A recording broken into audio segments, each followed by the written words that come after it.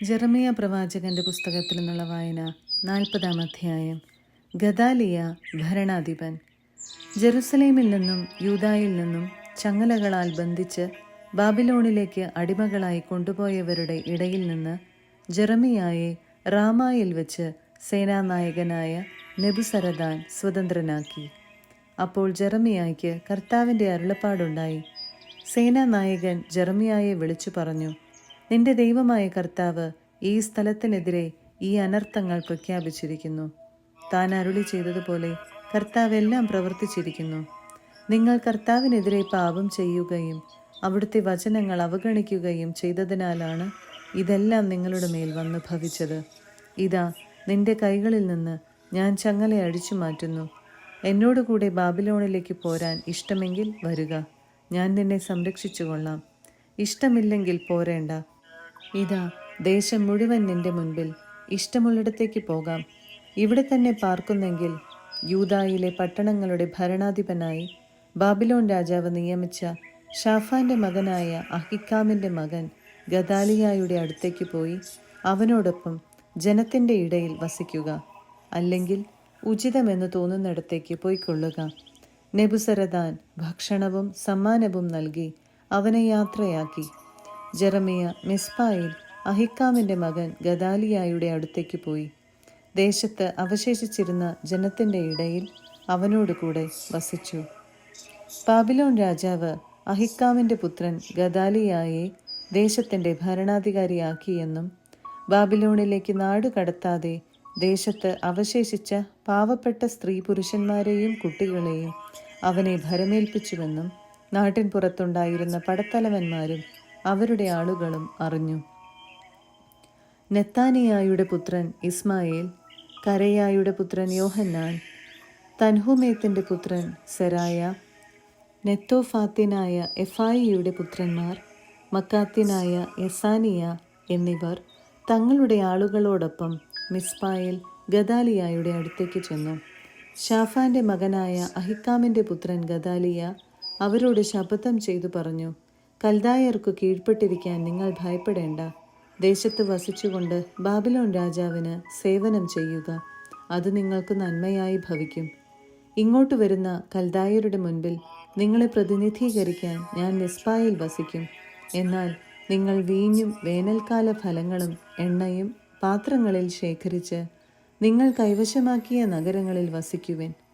മൊവാബിലും അമ്മോന്യരുടെയും ഏദോമ്യരുടെയും ഇടയിലും മറ്റു ദേശങ്ങളിലും ഉണ്ടായിരുന്ന യഹൂദരും ബാബിലോണിലെ രാജാവ് യൂദായിൽ കുറേ പേരെ അവശേഷിപ്പിച്ചിട്ടുണ്ടെന്നും ഷാഫാന്റെ മകനായ അഹിക്കാമിന്റെ പുത്രൻ ഗദാലിയായെ അവരുടെ ഭരണാധിപനായി നിയമിച്ചുവെന്നും കേട്ടു.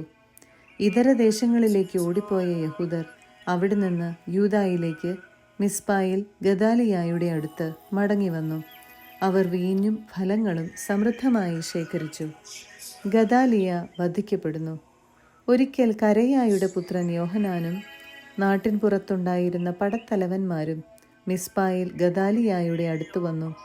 അമ്മോന്യരുടെ രാജാവായ ബാലിസ് നിന്നെ വധിക്കാൻ നെത്താനിയായുടെ പുത്രൻ ഇസ്മായേലിനെ അയച്ചിരിക്കുന്നത് നീ അറിഞ്ഞോ എന്നവർ ചോദിച്ചു. എന്നാൽ അഹിക്കാമിന്റെ പുത്രൻ ഗദാലിയ അത് വിശ്വസിച്ചില്ല. അപ്പോൾ കരയായുടെ പുത്രൻ യോഹന്നാൻ മിസ്പായിൽ വെച്ച് ഗദാലിയായോട് രഹസ്യമായി സംസാരിച്ചു. ഞാൻ പോയി നെത്താനിയായുടെ മകൻ ഇസ്മായേലിനെ കൊല്ലാം. ആരും അറിയുകയില്ല. അവൻ നിന്നെ വധിക്കുകയും നിന്റെ അടുക്കൽ കൂടിയിരിക്കുന്ന യഹൂദരെ ചിതറിക്കുകയും യൂദായിൽ അവശേഷിക്കുന്നവരെ നശിപ്പിക്കുകയും ചെയ്യുന്നതെന്തിന്? എന്നാൽ അഹിക്കാമിന്റെ പുത്രൻ അവനോട് പറഞ്ഞു, അരുത്, നീ ഇസ്മായേലിനെ പറ്റി പറയുന്നതെല്ലാം വ്യാജമാണ്. 41-ാം അധ്യായം. അതേ വർഷം 7-ാം മാസം എലീശാമായുടെ മകനായ നെത്താനിയായുടെ പുത്രനും രാജവംശജനും രാജാവിൻ്റെ സേവക പ്രമുഖരിൽ ഒരുവനുമായ ഇസ്മായേൽ 10 ആളുകളെയും കൂട്ടിക്കൊണ്ട് മിസ്പായിൽ അഹിക്കാമിന്റെ പുത്രൻ ഗദാലിയായുടെ അടുത്ത് ചെന്നു. അവരൊരുമിച്ച് ഭക്ഷണം കഴിച്ചുകൊണ്ടിരിക്കുമ്പോൾ ഇസ്മായേലും കൂടെയുണ്ടായിരുന്ന 10 പേരും എഴുന്നേറ്റ് ഷാഫാന്റെ പുത്രനായ അഹിക്കാമിന്റെ പുത്രനും ബാബിലോൺ രാജാവ് ദേശത്തിന്റെ ഭരണാധികാരിയായി നിയമിച്ചവനുമായ ഗദാലിയായെ വാൾ കൊണ്ട് വധിച്ചു. ഗദാലിയായോടൊപ്പം അവിടെയുണ്ടായിരുന്ന എല്ലാ യഹൂദരെയും കൽദായ യോദ്ധാക്കളെയും ഇസ്മായേൽ സംഹരിച്ചു. ഗദാലിയായെ വധിച്ചതിൻ്റെ പിറ്റേ ദിവസം, അത് പരസ്യമാകുന്നതിനു മുൻപ്, ശെക്കെം, ഷീലോ, സമരിയ എന്നിവിടങ്ങളിൽ നിന്ന് 80 പുരുഷന്മാർ മുഖം ക്ഷൗരം ചെയ്തും വസ്ത്രങ്ങൾ കീറിയും ശരീരത്തിൽ മുറിവേൽപ്പിച്ചും കർത്താവിൻ്റെ ആലയത്തിൽ കാഴ്ചകളും ധൂപവും സമർപ്പിക്കാൻ വന്നു. നെത്താനിയായുടെ പുത്രൻ ഇസ്മായേൽ മിസ്പായിൽ നിന്ന് അവരെ എതിരേൽക്കാൻ വിലപിച്ചുകൊണ്ടുവന്നു.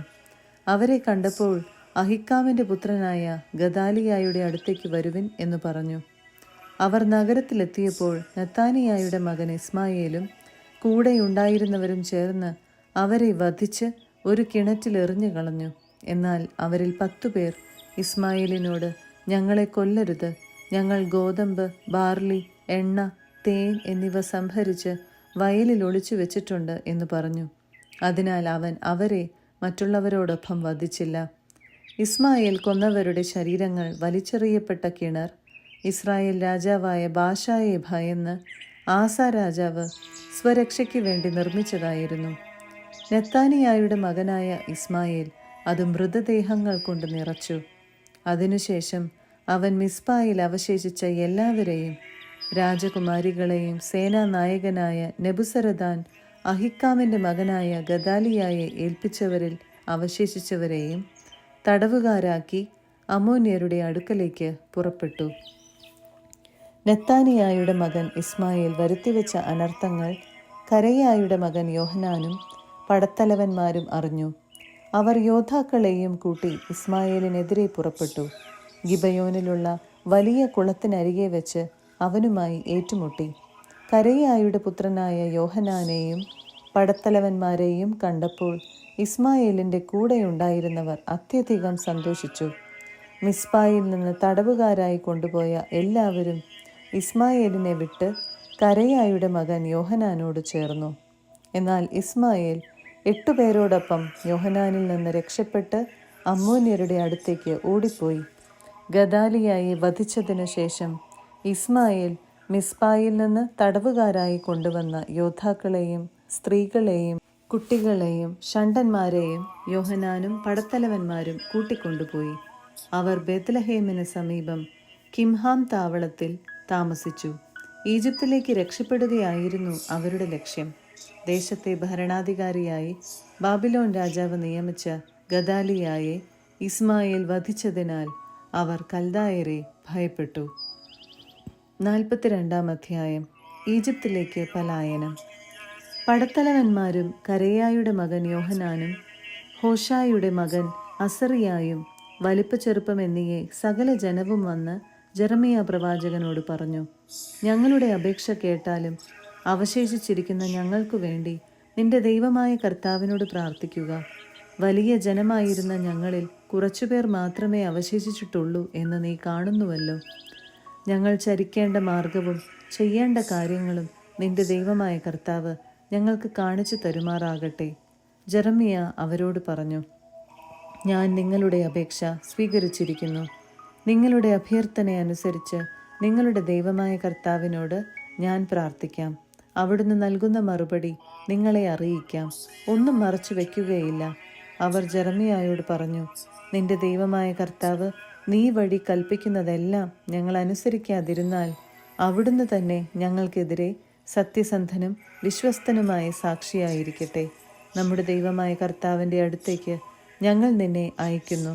അവിടുത്തെ കൽപ്പന ഗുണമോ ദോഷമോ ആകട്ടെ, ഞങ്ങൾ അനുസരിക്കും. നമ്മുടെ ദൈവമായ കർത്താവിൻ്റെ കൽപ്പന അനുസരിച്ചാൽ ഞങ്ങൾക്ക് ശുഭം ഭവിക്കും. 10 ദിവസം കഴിഞ്ഞ് ജെറമിയായ്ക്ക് കർത്താവിൻ്റെ അരുളപ്പാട് ലഭിച്ചു. അവൻ കരയായുടെ മകനായ യോഹനാനെയും പടത്തലവന്മാരെയും വലിപ്പച്ചെറുപ്പം എന്നിയെ സകല ജനത്തെയും വിളിച്ചുകൂട്ടി. അവൻ അവരോട് പറഞ്ഞു, ആരുടെ അടുക്കൽ നിങ്ങളുടെ അപേക്ഷകൾ സമർപ്പിക്കാൻ നിങ്ങൾ എന്നെ അയച്ചുപോ? ഇസ്രായേലിൻ്റെ ദൈവമായ ആ കർത്താവ് അരുളി ചെയ്യുന്നു, നിങ്ങൾ ഈ ദേശത്ത് തന്നെ വസിച്ചാൽ ഞാൻ നിങ്ങളെ പണിതുയർത്തും, ഇടിച്ചു തകർക്കുകയില്ല. ഞാൻ നിങ്ങളെ നട്ടുവളർത്തും, പിഴുതു കളയുകയില്ല. എന്തെന്നാൽ നിങ്ങൾക്ക് വരുത്തിയ അനർത്ഥങ്ങളെക്കുറിച്ച് ഞാൻ ദുഃഖിക്കുന്നു. നിങ്ങൾ ഭയപ്പെട്ടിരുന്ന ബാബിലോൺ രാജാവിനെ ഇനി നിങ്ങൾ ഭയപ്പെടേണ്ട. കർത്താവ് അരുളി ചെയ്യുന്നു, അവനെ നിങ്ങൾ പേടിക്കേണ്ട. ഞാൻ നിങ്ങളുടെ കൂടെയുണ്ട്. ഞാൻ നിങ്ങളെ അവനിൽ നിന്ന് മോചിപ്പിക്കും. ഞാൻ നിങ്ങളോട് കാരുണ്യം കാണിക്കും. അങ്ങനെ അവൻ നിങ്ങളോട് ദയാപൂർവം പെരുമാറുകയും നിങ്ങളുടെ ദേശത്ത് തന്നെ വസിക്കാൻ നിങ്ങളെ അനുവദിക്കുകയും ചെയ്യും. എന്നാൽ ഞങ്ങൾ ഈ ദേശത്ത് വസിക്കുകയില്ല, കർത്താവിൻ്റെ വാക്കുകൾ അനുസരിക്കുകയുമില്ല. ഞങ്ങൾ ഈജിപ്തിലേക്ക് പോയി അവിടെ വസിക്കും. അവിടെ യുദ്ധമോ യുദ്ധകാഹളമോ ഇല്ല, ക്ഷാമം ഉണ്ടാവുകയുമില്ല എന്നു നിങ്ങൾ പറഞ്ഞാൽ, യൂദായിൽ അവശേഷിച്ചിരിക്കുന്നവരെ, കർത്താവിൻ്റെ വചനം കേൾക്കുവിൻ. ഇസ്രായേലിൻ്റെ ദൈവമായ സൈന്യങ്ങളുടെ കർത്താവ് അരുളി ചെയ്യുന്നു: ഈജിപ്തിലേക്ക് പോയി അവിടെ വസിക്കാനാണ് നിങ്ങൾ ഉറച്ചിരിക്കുന്നതെങ്കിൽ, നിങ്ങൾ ഭയപ്പെടുന്ന വാൾ ഈജിപ്തിൽ വെച്ച് നിങ്ങളുടെ മേൽ പതിക്കും. നിങ്ങൾ ഭയപ്പെടുന്ന ക്ഷാമം നിങ്ങളെ വേട്ടയാടും. അവിടെ വെച്ച് നിങ്ങൾ മരിക്കും. ഈജിപ്തിലേക്ക് പോയി അവിടെ വസിക്കാൻ തീരുമാനിക്കുന്ന സകലരും അവിടെ വെച്ച് വാളും ക്ഷാമവും പകർച്ചവ്യാധിയും മൂലം മരിക്കും. ഞാൻ വരുത്തുന്ന അനർത്ഥങ്ങളിൽ നിന്ന് ആരും രക്ഷപ്പെടുകയില്ല, ആരും അവശേഷിക്കുകയില്ല. ഇസ്രായേലിൻ്റെ ദൈവമായ സൈന്യങ്ങളുടെ കർത്താവ് അരുളി ചെയ്യുന്നു: ജെറുസലേം നിവാസികളുടെ മേൽ എൻ്റെ കോപവും ക്രോധവും നിപതിച്ചതുപോലെ ഈജിപ്തിലേക്ക് പോകുന്ന നിങ്ങളുടെ മേലും എൻ്റെ ക്രോധം ഞാൻ വർഷിക്കും. നിങ്ങൾ ശാപത്തിനും വിഭ്രാന്തിക്കും ഇരയാകും, നിന്ദയ്ക്കും പരിഹാസത്തിനും പാത്രമാകും. ഇവിടം ഇനി ഒരിക്കലും നിങ്ങൾ കാണുകയില്ല. യൂദായിൽ അവശേഷിക്കുന്നവരെ, നിങ്ങൾ ഈജിപ്തിലേക്ക് പോകരുതെന്ന് കർത്താവ് കൽപ്പിക്കുന്നു. സംശയിക്കേണ്ട, വ്യക്തമായ മുന്നറിയിപ്പ് നിങ്ങൾക്ക് ഞാൻ തന്നിരിക്കുന്നു. നിങ്ങളുടെ ദൈവമായ കർത്താവിനോട് ഞങ്ങൾക്ക് വേണ്ടി പ്രാർത്ഥിക്കുക, അവിടുന്ന് പറയുന്നതെല്ലാം ഞങ്ങളെ അറിയിക്കുക, ഞങ്ങൾ അനുസരിച്ചു കൊള്ളാം എന്ന് പറഞ്ഞ് നിങ്ങളുടെ ദൈവമായ കർത്താവിൻ്റെ അടുക്കലേക്ക് എന്നെ അയച്ചപ്പോൾ നിങ്ങൾ നിങ്ങളെ തന്നെ മാരകമായി വഞ്ചിക്കുകയായിരുന്നു.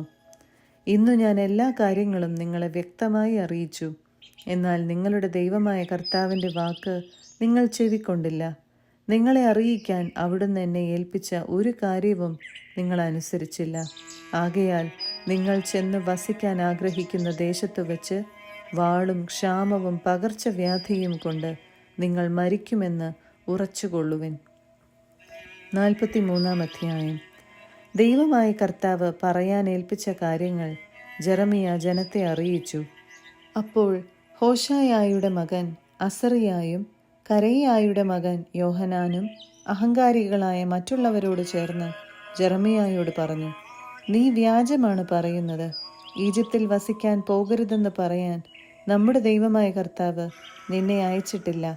ഞങ്ങൾ കൽദായരുടെ കൈകളിൽ അകപ്പെട്ട് വധിക്കപ്പെടുന്നതിനോ അവർ ഞങ്ങളെ ബാബിലോണിലേക്ക് അടിമകളായി കൊണ്ടുപോകുന്നതിനോ വേണ്ടി നേരിയായുടെ മകൻ ബാറൂക്ക് നിന്നെ പ്രേരിപ്പിക്കുന്നു. യൂദാദേശത്ത് വസിക്കണമെന്നുള്ള കർത്താവിൻ്റെ കൽപ്പന കരേയായുടെ മകൻ യോഹനാനും പടത്തലവന്മാരും ജനവും അനുസരിച്ചില്ല. ജനത്തിൻ്റെ ഇടയിൽ ചിതറിപ്പോയതിനു ശേഷവും വീണ്ടും യൂദാദേശത്ത് താമസിക്കാൻ തിരിച്ചെത്തിയ യൂദായുടെ അവശിഷ്ട വിഭാഗത്തെ, പുരുഷന്മാർ, സ്ത്രീകൾ, കുഞ്ഞുങ്ങൾ, രാജകുമാരിമാർ, സേനാധിപനായ നെബുസരദാൻ, ഷാഫാന്റെ മകനായ അഹിക്കാമിൻ്റെ മകൻ ഗദാലിയായെ ഏൽപ്പിച്ചിരുന്നവർ എന്നിവരെയും ജെറമിയ പ്രവാചകനെയും നേരിയായുടെ മകൻ ബാറൂക്കിനെയും കരേയായുടെ മകൻ യോഹനാനും പടത്തലവന്മാരും ഈജിപ്തിലേക്ക് കൊണ്ടുപോയി. അവർ കർത്താവിൻ്റെ വാക്കു കേൾക്കാതെ ഈജിപ്തിൽ തഹ്പൻഹെസിൽ എത്തി. കർത്താവ് ജെറമിയായോട് തഹ്പൻഹെസിൽ വെച്ച് അരുളി ചെയ്തു: നീ വലിയ കല്ലുകൾ എടുത്ത് യൂദായിലെ ആളുകൾ കാണുകെ തഹ്പൻഹെസിൽ ഫറവോയുടെ കൊട്ടാരത്തിൻ്റെ പടിവാതിൽക്കലുള്ള കൽപ്പടവിലെ കളിമണ്ണിൽ പൂഴ്ത്തിവെക്കുക. അനന്തരം അവരോട് പറയണം: ഇസ്രായേലിൻ്റെ ദൈവമായ സൈന്യങ്ങളുടെ കർത്താവ് അരുളി ചെയ്യുന്നു: എൻ്റെ ദാസനായ ബാബിലോൺ രാജാവ് നബുക്കദ്നേസറിനെ ഞാൻ ഇവിടെ വിളിച്ചു വരുത്തും. ഞാൻ ഒളിച്ചു വെച്ച കല്ലുകളിന്മേൽ അവൻ തൻ്റെ സിംഹാസനം ഉറപ്പിക്കും. അവയുടെ മേൽ തൻ്റെ രാജകീയ വിധാനം വിരിക്കും. അവൻ വന്ന് ഈജിപ്തിനെ തോൽപ്പിക്കും. പകർച്ചവ്യാധിക്ക് വിധിക്കപ്പെട്ടവരെ പകർച്ചവ്യാധിക്കും, പ്രവാസത്തിനുള്ളവരെ പ്രവാസത്തിനും, വാളിനുള്ളവരെ വാളിനും ഏൽപ്പിക്കും. ഈജിപ്തിലെ ദേവന്മാരുടെ ക്ഷേത്രങ്ങൾക്ക് അവൻ തീ വയ്ക്കും. ദേവന്മാരെ ചുട്ടു ചാമ്പലാക്കുകയോ കൊള്ളയടിക്കുകയോ ചെയ്യും. ഇടയൻ തൻ്റെ കമ്പിളിയിൽ നിന്ന് കീടങ്ങളെ അകറ്റുന്നതുപോലെ ഈജിപ്ത് ദേശത്തെ അവൻ ശുദ്ധീകരിക്കും. എന്നിട്ട് നിർബാധം അവിടെ നിന്ന് പോകും. അവൻ ഈജിപ്തിലെ സൂര്യക്ഷേത്രത്തിൻ്റെ സ്തൂപങ്ങൾ തകർക്കും. അവരുടെ ദേവന്മാരുടെ ക്ഷേത്രങ്ങൾ അഗ്നിക്കിരയാക്കും.